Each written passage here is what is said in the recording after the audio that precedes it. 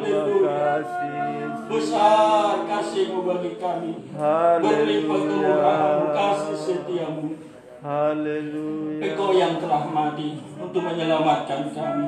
Ya Tuhan. Lebih lagi Engkau yang telah bangkit untuk membenarkan kami. Haleluya. Engkau yang telah naik ke surga menyediakan tempat bagi kami. Terima kasih. Dan Engkau yang berjanji akan datang kembali untuk menjemput kami, supaya di mana Engkau ada kami pun boleh berada. Amin Tuhan. Kami bersyukur.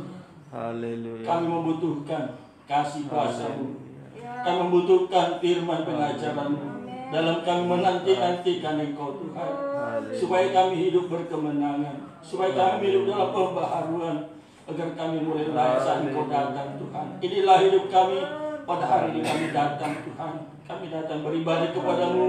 Kami bersyukur buat kasih-Mu yang besar. Layakkan kami Tuhan, pimpin kami, urapi kami, memuliakan Engkau lewat ibadah kami hari ini. Terlebih kami hamba-hamba-Mu yang Tuhan percaya melayani.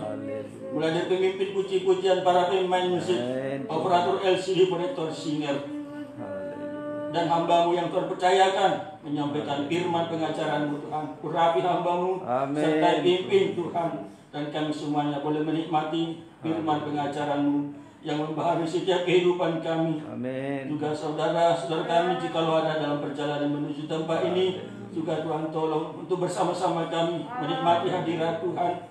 Saudara-saudara kami berhalangan datang, Ya, Tuhan Tuhan. juga menolong mereka dalam segala pergumulan mereka. Yang sakit Engkau sembuhkan, yang lemah Tuhan kuatkan. Lingkungan kami ini juga Tuhan Engkau berkati lewat ibadah kami ini. Puji-pujian kami sejauh mana terdengar, firman-Mu juga sejauh mana terdengar. Engkau sertai dengan kuasa-Mu. Setiap telinga yang mendengarkan diberkati oleh Tuhan. Gereja-gereja yang beribadah bersama dengan kami juga Tuhan memberkati. Sebagaimana Tuhan memberkati kami di tempat ini. Terima kasih Tuhan. Engkau begitu baik memperhatikan kehidupan kami, mempersiapkan kami untuk menjadi mempelai perempuan-Mu Tuhan. Haleluya. Dan jika ada fase-fase kegelapan, roh-roh jahat di udara, segala bentuk pekerjaan iblis dan setan yang mengganggukan saat beribadah, bersatu hati kami menolaknya, mengusirnya di dalam nama Yesus. Perintahkan keluar oleh kuasa darah Yesus. Terima kasih Bapa. Segala pujian, segala hormat, kemuliaan hanya bagi-Mu. Di dalam nama Tuhan Yesus kami berdoa dan bersyukur. Kami perlaskan ibadah kami hari ini. Haleluya, bersama kita katakan amin. Puji Tuhan, kami persilakan dulu. Haleluya, kita bersyukur buat kasih Tuhan yang besar bagi kita, buat penyertanya yang ajaib, hingga kita masih boleh ada hari ini untuk beribadah kepada Dia, memperingati akan kenaikan Yesus. Suatu kepastian bagi kita, akan kita memiliki masa depan yang indah. Haleluya. Kami sampaikan salam damai sejahtera dalam nama Tuhan Yesus bagi kita semuanya. Salam. Haleluya. Kita angkat pujian kita. Allah Bapa, kami mengasihi-Mu. Allah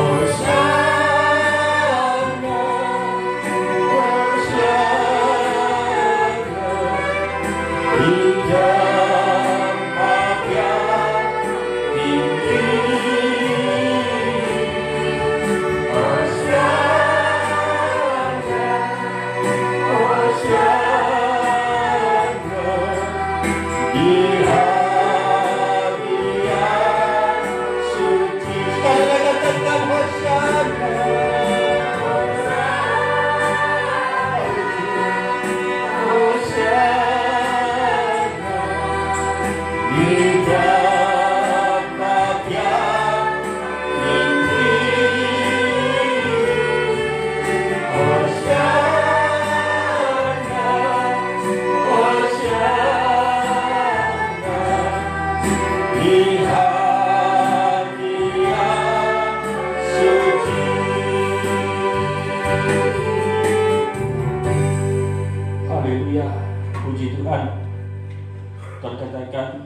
Barang siapa menurut perintahku, dialah yang mengasihi gitu.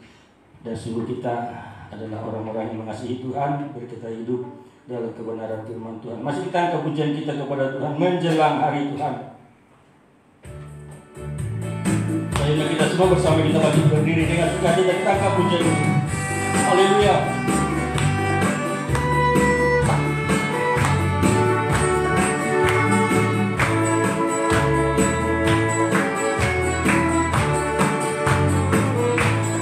Menjelang datang hari Tuhan, pasti segera digenapkan dan jadi suatu kegerakan. Setiap surat dibuatkan.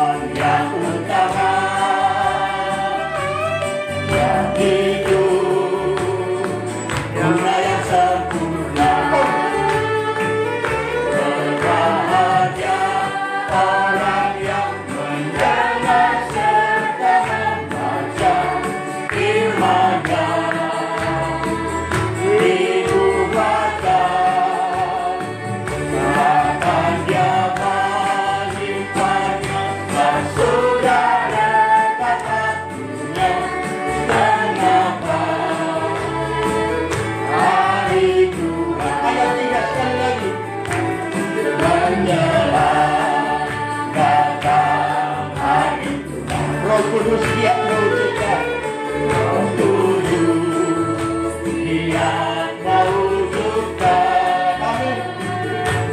Rencana Tuhan yang utama, yang itu mulai yang sempurna. Berbahagia orang yang mendengar serta membaca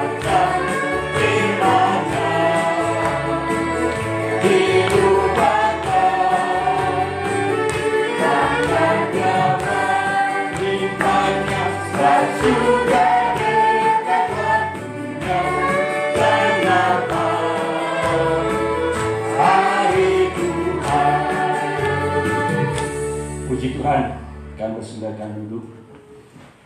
Haleluya. Sungguh Tuhan mengasihi kita sehingga kita tidak dibiarkan seperti yatim piatu, tapi Dia curahkan Roh Kudus-Nya menyertai kita, dan Roh Kudus diam di dalam kita, memberikan kita kekuatan, kemenangan hari demi hari. Haleluya. Masih kita anggap pujian kita, ku menang bersama Yesus Tuhan. Haleluya.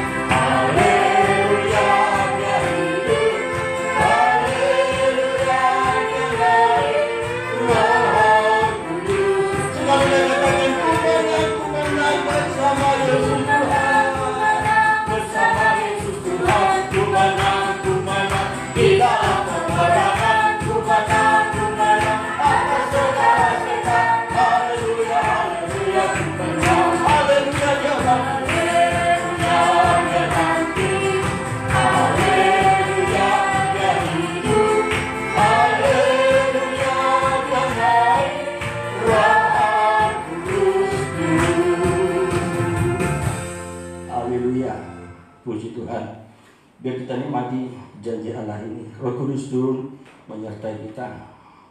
Dan pada kesempatan ini juga kami buka ruang kesaksian bagi saudaraku yang mau menyaksikan kasih Tuhan, pertolongan Tuhan, mujizat Tuhan. Kami persilakan.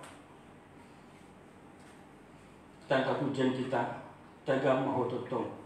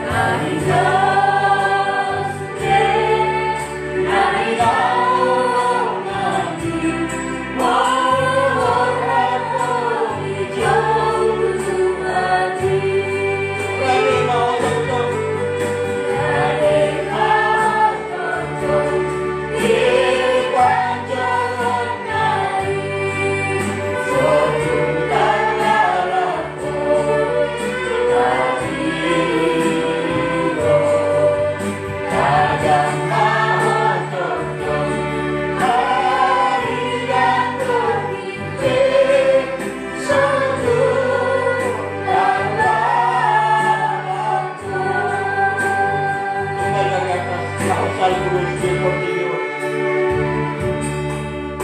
Now salvus Deo Portio.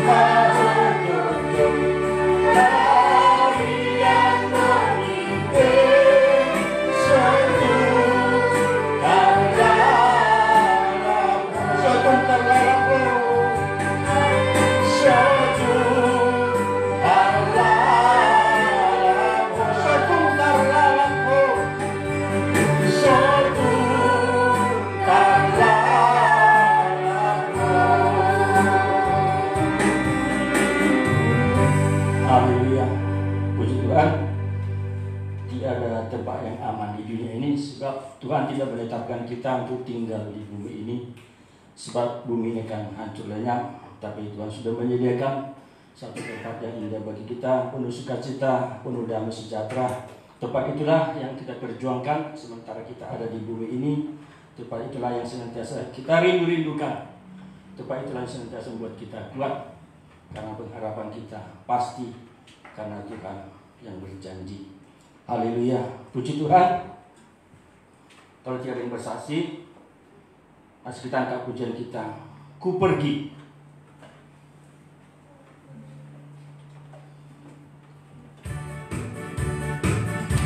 Haleluya.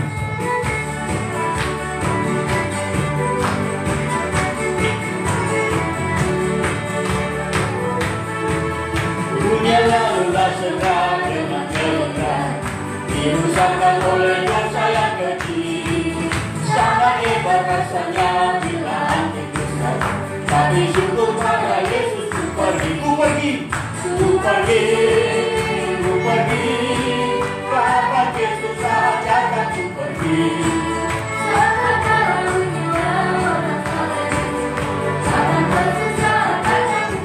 Ayat 2.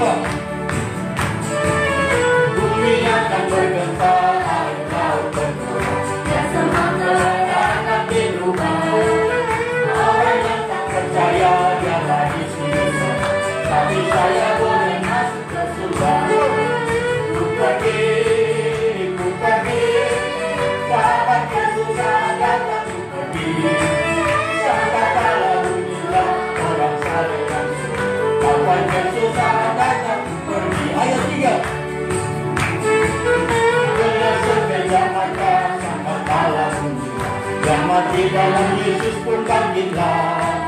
Kita yang masih hidup dikubarkan segera, bertemu Tuhan di awan-awan. Ku pergi, kapan kesusahan datang ku pergi. Sangkatala bunyilah orang saling langsung, kapan kesusahan datang ku pergi. Ku pergi, ku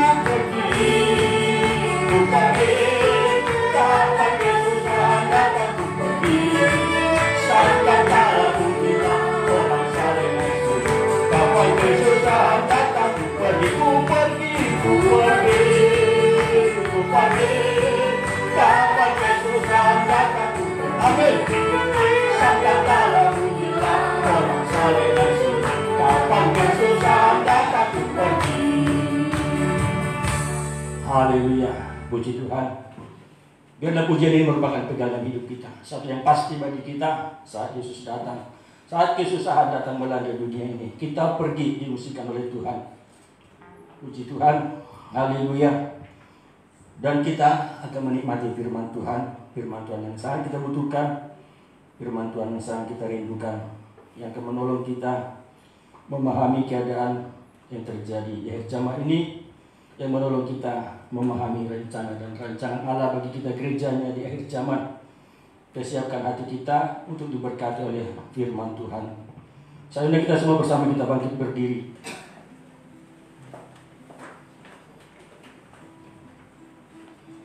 Ku dengar suara tentang kedatangannya kembali.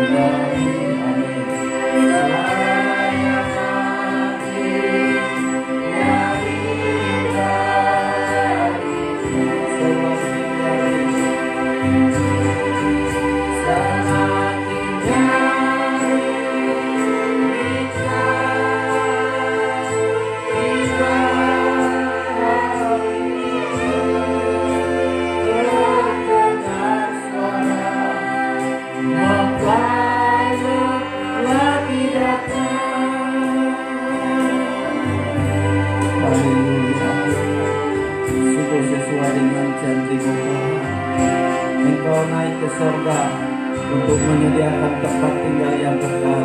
Dan jika tempat itu sudah selesai, Engkau akan datang menjemput gerejamu, menjemput mempelaimu untuk bersama-sama masuk ke pesta nikah anak domba Allah, bersama-sama memerintah bersama dengan Engkau. Akan selama-lamanya kami berada di Yerusalem baru yang Tuhan sudah sediakan. Tuhan Yesus, banyak pergumulan kami, banyak hal yang harus kami lewati di tengah-tengah dunia ini, tetapi Engkau tidak membiarkan kami seperti yatim piatu. Engkau berikan Roh Kudus kepada kami. Roh Kudus akan selalu menyertai kami dan menolong kami, sehingga dalam keadaan apapun kami tidak gelisah, tapi kami penuh sukacita, penuh pengharapan kepada Tuhan yang hidup. Di ibadah kenaikan Tuhan Yesus ini, biarlah kami semua merasakan hadirat Tuhan, merasakan kuasa-Mu, bahkan mempercayakan seluruh hidup kami ke dalam tangan Tuhan. Kami bersyukur Tuhan, bukalah hati kami untuk kami boleh mengerti firman-Mu, percaya firman-Mu, sampai firman-Mu menjadi praktik dalam kehidupan kami. Jika masih ada kuasa kegelapan, roh jahat apapun bentuknya ingin menghalangi kami dari mendengarkan firman-Mu, bersatu hati kami menolaknya, yaitu di dalam nama Tuhan Yesus Kristus. Kuasa iblis kami usir keluar, pergi oleh kuasa darah Yesus. Malaikat memagari kami dari luar sampai ke ruangan ini penuh damai sejahtera, penuh ketenangan untuk menerima firman-Mu Tuhan. Kami bersyukur Bapa, terpujilah nama-Mu. Di dalam nama Tuhan Yesus mempelai pria sorga, kami sudah berdoa, haleluya, amin. Silakan duduk Bapak Ibu Saudara-saudara sekalian.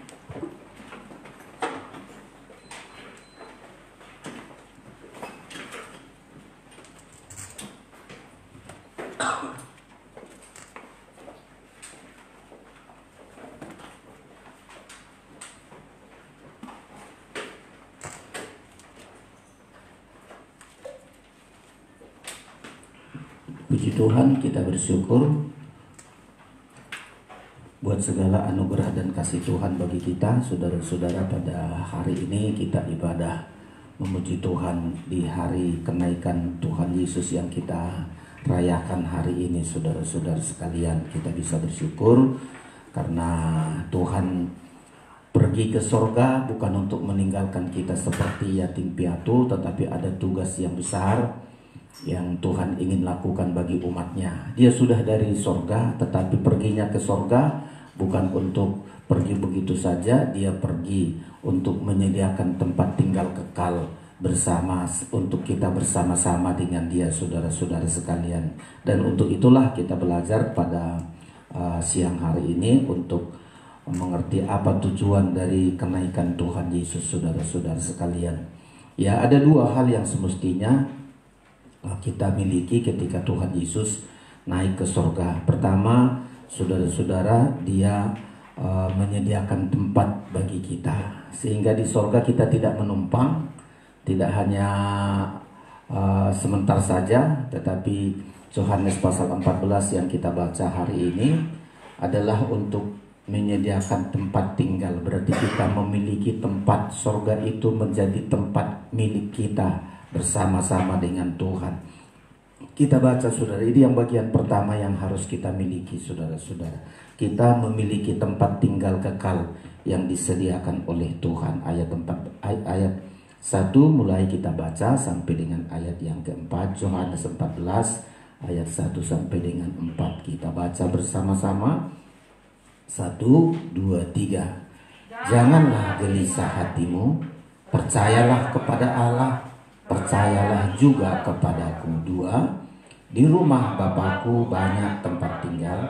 Jika tidak demikian, tentu aku mengatakannya kepadamu, sebab aku pergi ke situ untuk menyediakan tempat bagimu. Jadi Yesus di sana bukan kembali untuk ke surga saja, tapi menyediakan tempat bagi kita. Kita memiliki tempat di surga. Ya, itu pekerjaannya, saudara-saudara sekalian. Lalu kita lanjutkan lagi ayat yang ketiga. 1, 2, 3. Dan apabila aku telah pergi ke situ dan telah menyediakan tempat bagimu, aku akan datang kembali dan membawa kami ke tempatku, supaya di tempat di mana aku berada, kamu pun berada. Lanjut ayat 4. Dan kemana aku pergi, kamu tahu jalan ke situ. Saudara-saudara, jadi ini kenaikan Tuhan Yesus menyediakan tempat kepada kita. Ya, supaya apa? Supaya keadaan apapun di dunia ini jangan kita gelisah. Ayat pertama tadi disebutkan, jangan gelisah hatimu. Saudara-saudara yang percaya bahwa Tuhan Yesus naik ke surga menyediakan tempat, ya, kita tidak perlu gelisah menghadapi keadaan di dunia ini, mulai dari zaman murid-muridnya, terlebih di zaman akhir ini. Saudara-saudara, keadaan dunia membuat kita gelisah. Kita lihat keadaan sakit penyakit, banyak virus-virus yang tidak kita kenal. Ya, virus COVID ini membuat kita banyak terhalang kegiatan kita. Ya, belum lagi keadaan ekonomi, belum lagi keadaan manusia semakin jahat. Ayat membilang akhir zaman itu masa yang sukar. Tapi jika kita percaya bahwa bukan dunia ini tempat kita adalah di surga, makanya disebutkan menyediakan tempat bagimu. Tuhan Yesus tidak pernah kasih satu tempat apapun di dunia ini, kita hanya menumpang saja. Kita menumpang lewat aja. Ya, tujuan dari kita ada di dunia ini supaya bertobat. Ya, makanya nanti setelah Tuhan Yesus pertama berkata, aku naik ke surga untuk menyediakan tempat tinggal bagimu, bagi kita supaya kita jangan gelisah menghadapi keadaan apapun. Apa yang membuat kita tidak gelisah? Roh Kudus yang ada dalam hidup kita. Ya, kalau ada Roh Kudus kita tidak gelisah dengan keadaan apapun. Tetapi jika tidak ada Roh Kudus, mungkin saudara bilang, wah dia nggak gelisah, hartanya banyak, bisa hidup 7 keturunan, anaknya nggak perlu khawatir. Tetap juga gelisah. Dia nggak gelisah, punya pekerjaan mapan, punya usaha bagus. Saudara bisa tanya bagaimana gelisahnya dia menghadapi keadaan ini. Bahkan orang-orang mungkin, oh dia pandai sekali, dia ahli. Kita lihat keadaan dunia ini, ya, nggak ada jaminan bagi manusia untuk tidak gelisah kecuali kalau dia ada Roh Kudus. Makanya berikut Tuhan katakan ketika dia sebut dia akan naik ke surga, dia lanjutkan, aku akan meminta kepada Bapa. Karena pasal 14 ini satu bagian. Aku meminta kepada Bapa supaya dia mengutus Roh Kudus kepadamu. Ya, saudara, anak Tuhan kita semua kalau hanya berkata, oh saya nanti kalau mati ke surga, tapi di dunia gelisah, di dunia khawatir, di dunia hidup dalam dosa, surga yang disediakan itu bukan untuk kita, saudara-saudara. Surga disediakan itu untuk orang yang percaya, orang yang mengikut Tuhan, orang yang hidup dipimpin oleh Roh Kudus. Kepadanya lah disediakan surga itu. Ya, jadi saya ulangi, ketika Tuhan berkata, aku pergi ke surga itu untuk menyediakan tempat bagimu, Tuhan awali janganlah gelisah hatimu. Nah, ini pekerjaan iblis dari dulu selalu membuat gelisah.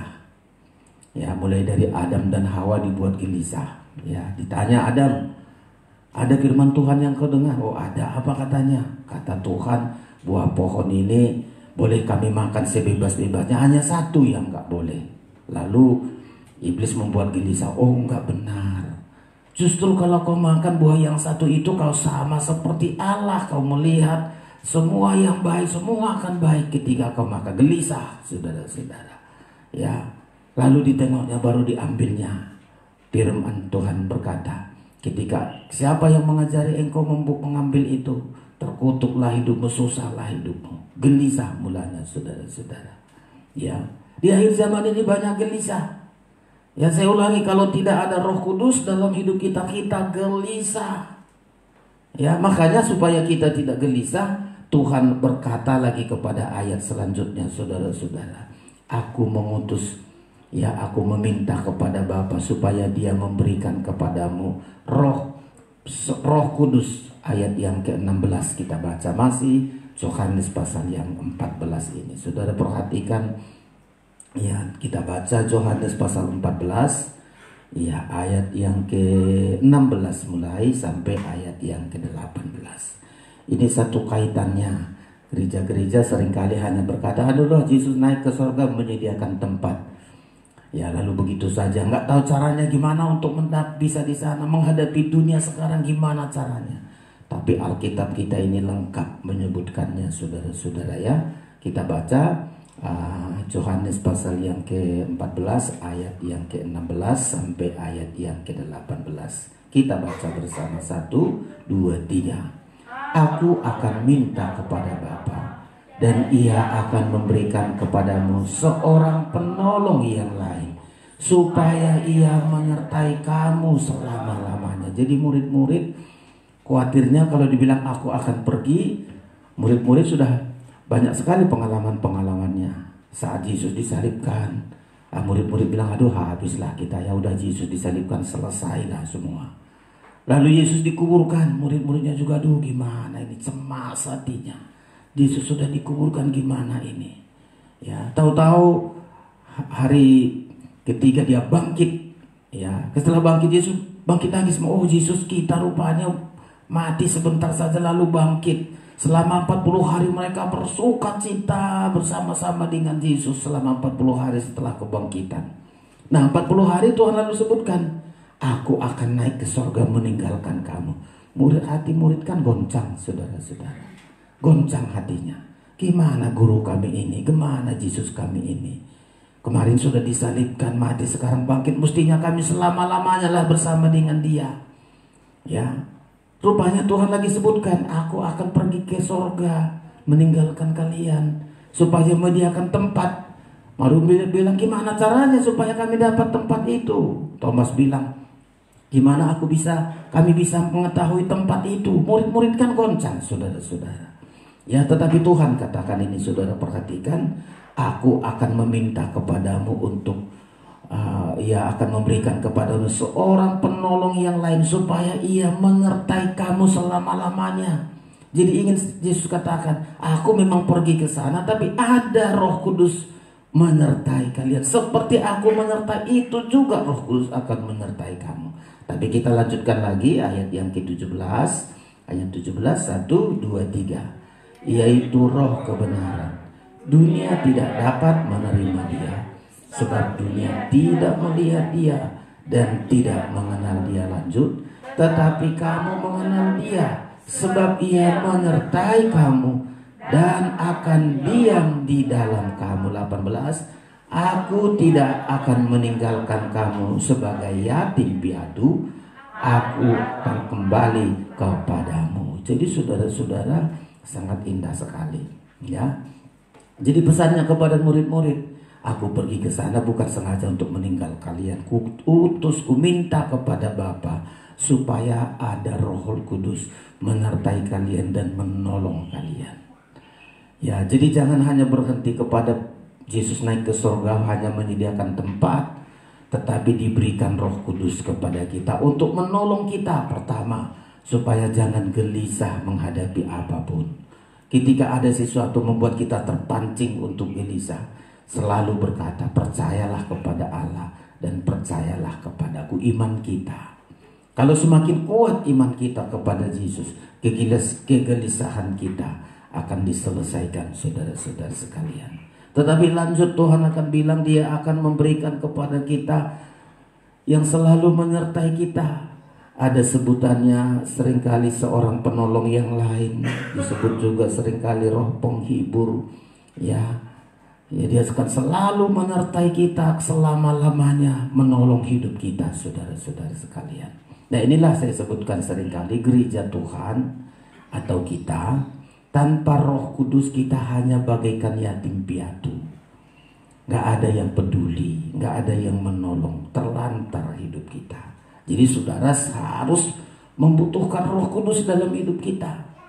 Saudara yang belum pernah merasakan kepenuhan Roh Kudus dengan berbahasa lidah, saudara harus berdoa bersungguh-sungguh, Tuhan berikan aku Roh Kudus, supaya ada menolong saya, ada menyertai saya, ada memimpin saya.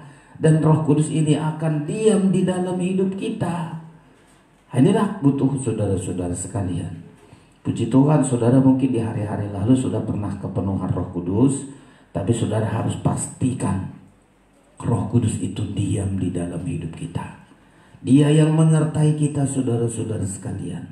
hari ini akan saya sampaikan ini kepada kita, pentingnya Roh Kudus di dalam hidup kita, saudara-saudara sekalian. Ya, sangat penting. Tanpa Roh Kudus hidup kita gelisah. Tanpa Roh Kudus kita nggak bisa mencapai surga itu, saudara-saudara sekalian. Nggak mampu kita. Ya, nggak mampu kita. Makanya harus ada Roh Kudus dalam hidup kita. Tanpa Roh Kudus kita ini belum diakui sebagai anak. Ya, harus anak Tuhan yang bisa masuk ke surga. Siapa yang ke surga itu? Anak-anak Tuhan. Anak yang dilahirkan. Apa yang lahir dari daging hanya untuk daging, tetapi apa yang dilahirkan oleh Roh.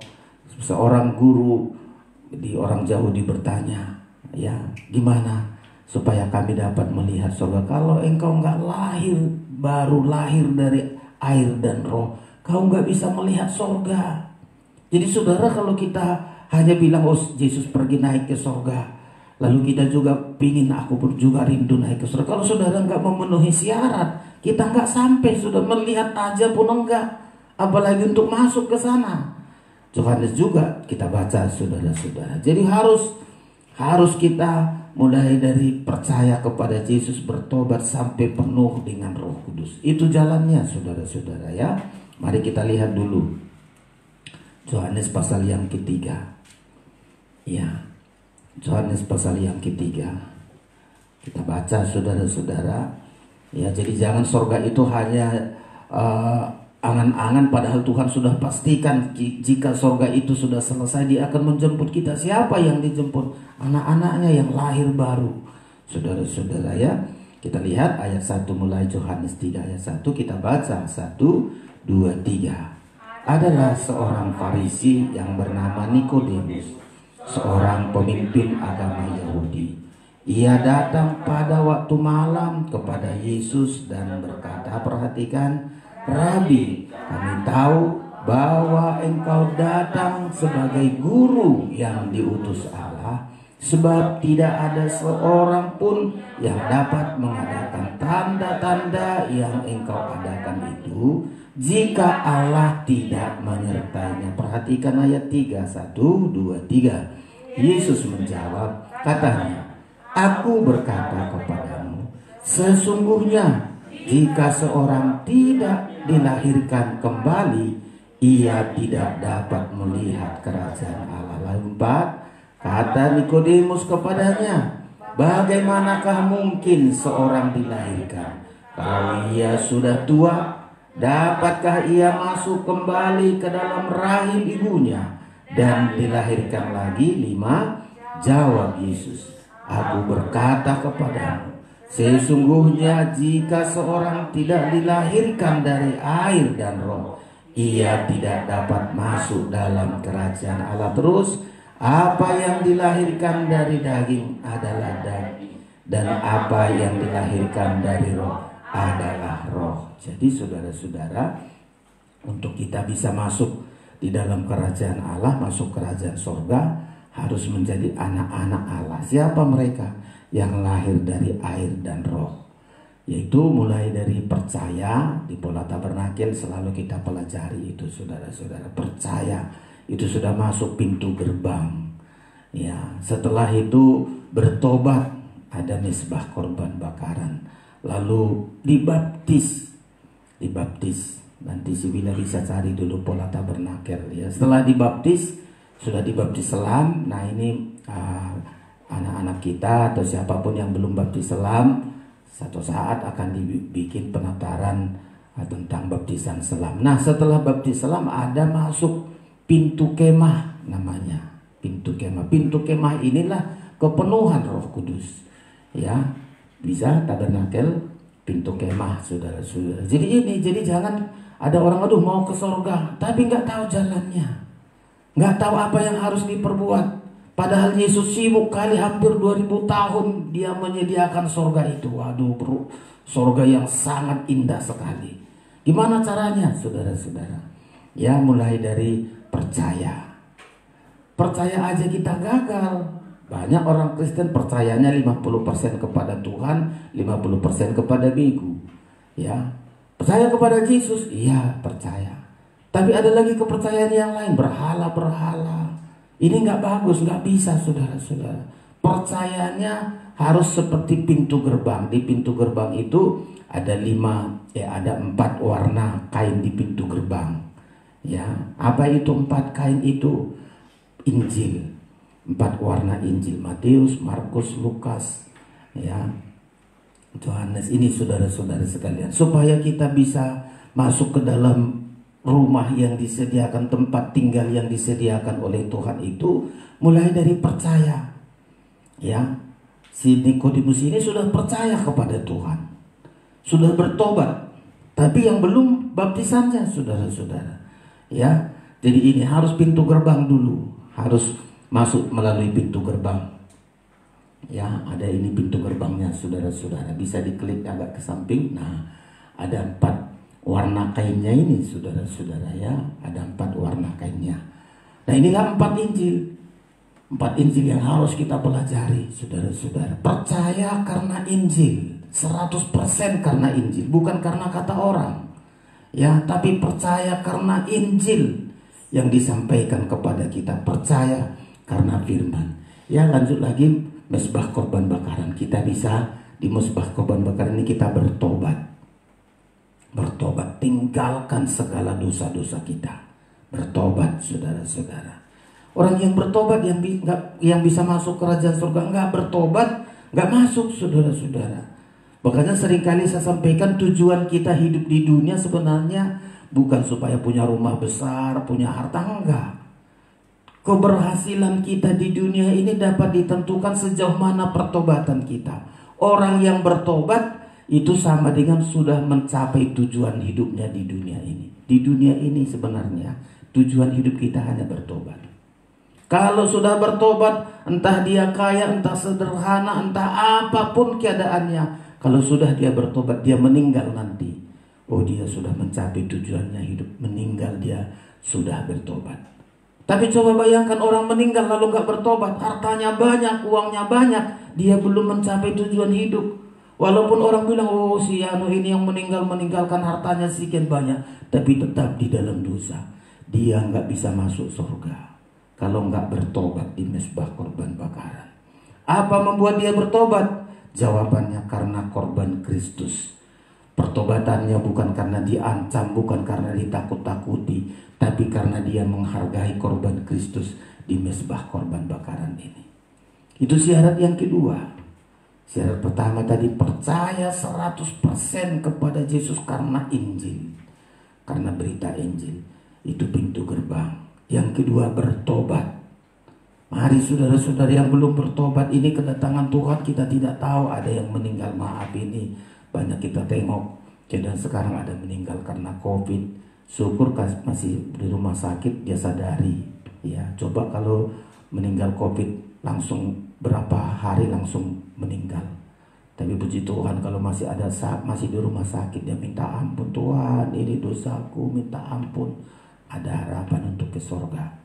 Ya, tapi coba kalau sudah di rumah sakit ada dosanya terhadap orang lain, gak bisa diakui, belum dicabut, belum diampuni. Aduh, gak bisa masuk ke rumah yang disediakan oleh Tuhan itu. Mesbah korban bakaran dulu, bertobat karena korban Kristus. Itu jalan yang kedua. Percaya, bertobat. Setelah itu, bejana pembasuhan. Nah, ini saudara-saudara, bejana pembasuhan. Apa di bejana pembasuhan? Baptisan. Ya, baptisan jangan meniru baptisan siapa-siapa. Supaya kita masuk ke surga, ikuti baptisan Yesus. Kalau baptisan yang gak seperti Tuhan Yesus, gak akan masuk ke surga. Karena kita pengikut Yesus. Ada orang buat baptisan suka-sukanya, saudara-saudara. Cari yang gampang, cari yang mudah. Ya, jangan. Baptisan seperti Kristus dibaptis. Gimana caranya Kristus dibaptis? Masuk ke dalam air, diselamkan ke dalam air, lalu keluar dari air. Nah, kalau baptisannya sudah dibaptis dia, tapi hanya dipercik dengan sedikit air, kita membohongi yang kita baptis, membohongi Tuhan, membohongi kebenaran tidak ada dalam hidup kita. Baptisannya seperti Kristus dibaptis. Ya, inilah bejana pembasuhan. Apa gunanya bejana pembasuhan ini, saudara-saudara? Seringkali sudah kita ulangi. Kolam pembasuhan atau baptisan ini supaya kita dikuburkan bersama dengan Kristus. Jadi sudah percaya kepada Kristus, sudah bertobat, harus dikuburkan bersama dengan Kristus lewat baptisan air. Ya, dikuburkan. Jadi saudara yang belum dibaptis, belum dosa-dosanya, manusia lamanya belum dikuburkan. Tapi nanti setelah dibaptis, saudara harus bilang, manusia lama saya sudah dikuburkan. Manusia lama saya pembohong sudah dikuburkan, tidak jadi pembohong lagi. Manusia lama dulu saya orang jahat, dikuburkan. Manusia lama ini sudah mati bersama Kristus. Saya menjadi ciptaan baru, menjadi manusia baru. Apa saja manusia lama kita dulu sebelum dibaptis, setelah dibaptis tidak diulang-ulangi lagi. Jadi makanya baptisan ini kegunaannya adalah menguburkan manusia lama kita seperti Kristus masuk ke dalam air untuk memberikan contoh bagi kita. Demikian kita masuk dalam air, selalu menguburkan manusia lama kita. Nggak ada cara lain menguburkan manusia lama kita kecuali lewat baptisan, saudara-saudara. Nah, ini yang tidak dimengerti oleh Nikodemus. Percaya sudah, karena dia juga guru, sudah bertobat. Tapi yang belum adalah lahir dari air, baptisan air. Sama seperti manusia di bumi ini, kalau dia lahir, saudara-saudara, ada 3 tandanya. Ya, ada air, ada darah, ada roh. Ya, ibu-ibu tahu itu kalau sudah melahirkan tanda air dulu. Setelah ada tanda air, ada tanda darah. Setelah lahir baru bersuara anaknya, wah ada roh Tuhan di situ. Lahir dari air dan roh. Nah, seumpama udah mau lahir tapi nggak ada tanda-tanda air, nggak ada tanda-tanda darah, mesti bidan dan ibu, ini bayi ibu nggak selamat, udah meninggal dari dalam. Nggak jadi lahir, gagal saat melahirkan. Ya, dan itu terancam bagi orang tuanya, saudara-saudara. Ya, jadi harus ada lahir dari air dan lahir dari roh. Ya, lahir dari air adalah baptisan air. Saudara harus masuk dalam baptisan air. Ya, setelah dibaptis air, barulah lahir dari roh. Apa itu lahir dari roh? Inilah pintu kemah, pintu kemah. Ini saudara-saudara, ya. Ada pintu kemahnya. Iya. Di pintu kemah ini apa artinya? Kita penuh Roh Kudus. Setelah penuh Roh Kudus baru bisa masuk ruangan suci. Kalau nggak penuh Roh Kudus nggak bisa masuk ke ruangan suci. Dulu hanya imam-imam yang boleh masuk ke ruangan suci, mereka sudah diurapi. Ya, imam-imam itu diurapi. Kalau nggak diurapi, coba-coba masuk dia ke ruangan suci, mati. Ya, jadi bagi kita juga harus ada kepenuhan Roh Kudus supaya hidup kita terus diurapi, masuk ke ruangan suci. Nah, ruangan suci ini adalah kerajaan sorga, saudara-saudara. Ya, kerajaan sorga. Ya, pintu halaman baru ruangan suci, kita bisa masuk di dalamnya, saudara-saudara. Ya, jadi Nikodemus ini yang tidak dimengerti. Harus penuh Roh Kudus. Lahir dari air itu baptisan air, lahir dari roh adalah baptisan Roh Kudus. Jadi saudara, inilah yang disebutkan dari Tuhan Yesus. Kita harus penuh dengan Roh Kudus.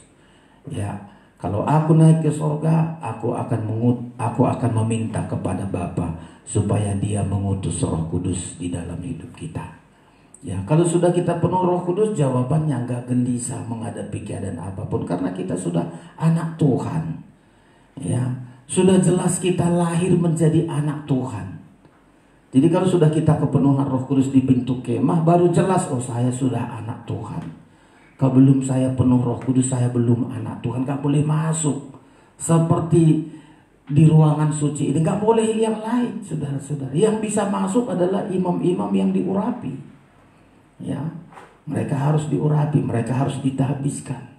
Kalau nggak diurapi, jangan coba-coba masuk, tidak diperbolehkan. Jadi kita juga, saudara-saudara, marilah setelah Yesus naik ke sorga, Dia mengutus kepada kita Roh Kudus.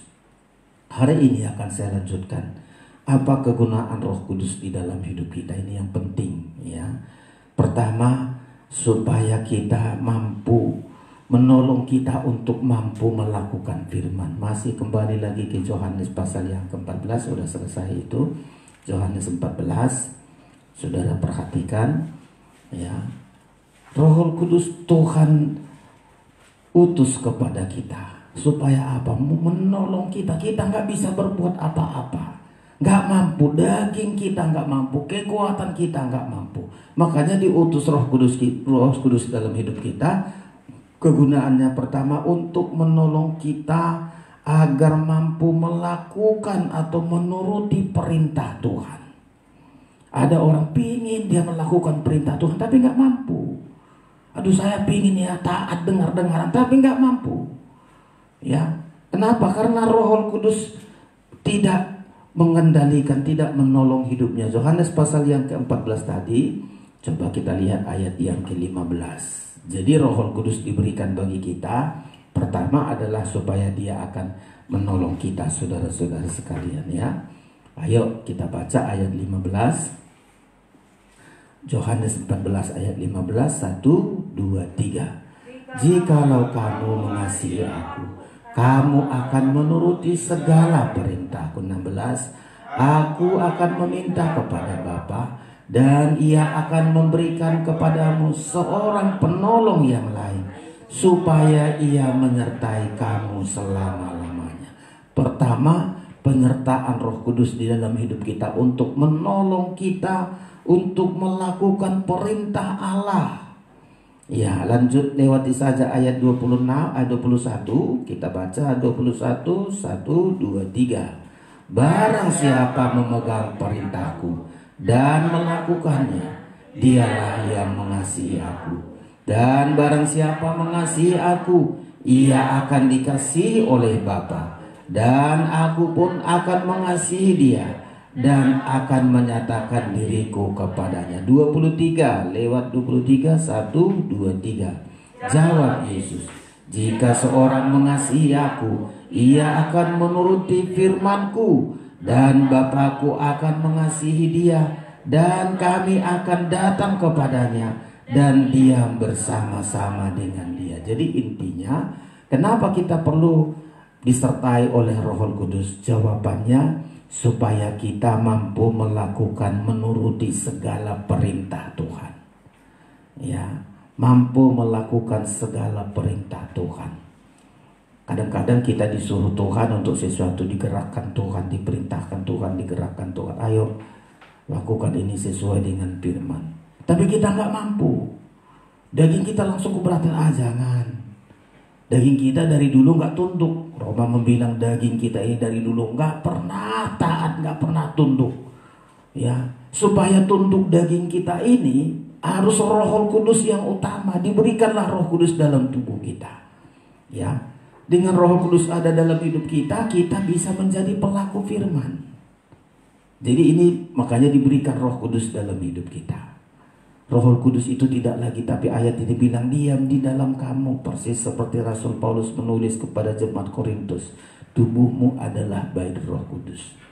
Tubuh kita ini tidak lagi dikendalikan oleh daging kita ketika kita sudah penuh Roh Kudus, tapi Roh Kudus yang paling utama mengendalikan kita.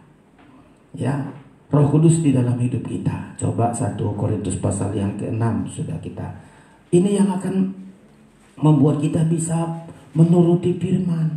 Kalau enggak, jangankan kita menuruti firman, orang menuruti firman pun kita keberatan. Itulah kalau enggak ada Roh Kudus dalam hidup kita, orang kebaktian langsung kita keberatan. Oh, itu kok kebaktian terus ini.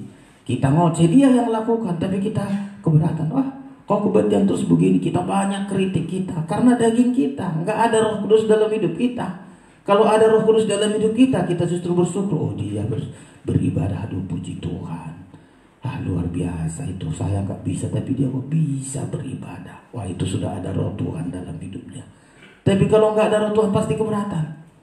Orang berkorban dia keberatan, sok-sokan dia berkorban, ya, karena nggak Roh Tuhan dalam hidup kita. Seharusnya dia bersyukur, oh dia bisa berkorban. Wah, itu luar biasa, dia bisa menuruti perintah Tuhan. Saya nggak bisa, aduh Tuhan tolong saya.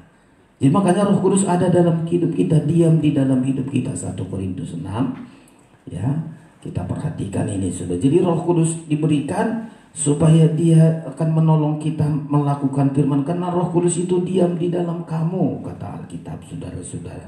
3 pasal yang ke-6 ayat yang ke-19 kita baca ya.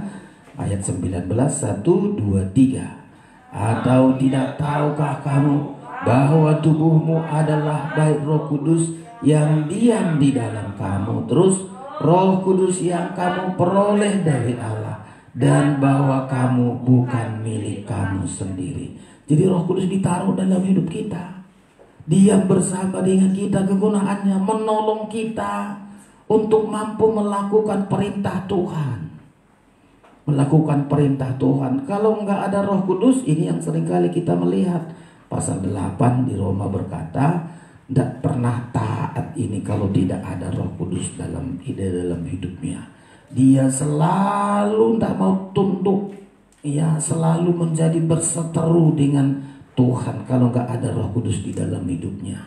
Coba kita lihat ya, ayat yang ke-6 ya, Roma pasal 8 ayat yang ke-6, kita lihat sama-sama, kita baca 1, 2, 3. Karena keinginan daging adalah maut, tetapi keinginan roh adalah hidup dan damai sejahtera. 7.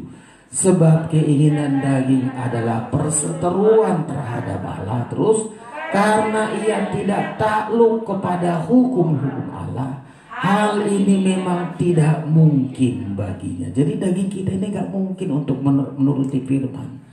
Kalau daging kita menuruti firman, itu pun berbeda. Selalu nanti sedikit aja gak ditolong Tuhan, dia nyalahkan Tuhan. Coba dia melakukan ibadahnya karena daging, dia akan nuntut, oh Tuhan aku sudah ke gereja, kok orang lain cepat kaya, saya enggak. Tuhan aku ke gereja, tapi kenapa kok sakit saya? Tuhan aku ke gereja kok justru ada masalah dalam hidupku. Inilah karena beribadahnya karena daging. Tapi kalau dia beribadah karena dituntun oleh Roh Kudus, berbeda sekali jawabannya. Ya, beribadah ada masalah, kan bilang Tuhan terima kasih, dengan masalah ini aku kuat melatih imanku. Berbeda kalau dia ada Roh Kudus dalam hidupnya, mampu melakukan perintah Tuhan. Ya, selalu begitu. Ada pergumulan, Tuhan terima kasih, dengan pergumulan ini aku belajar percaya.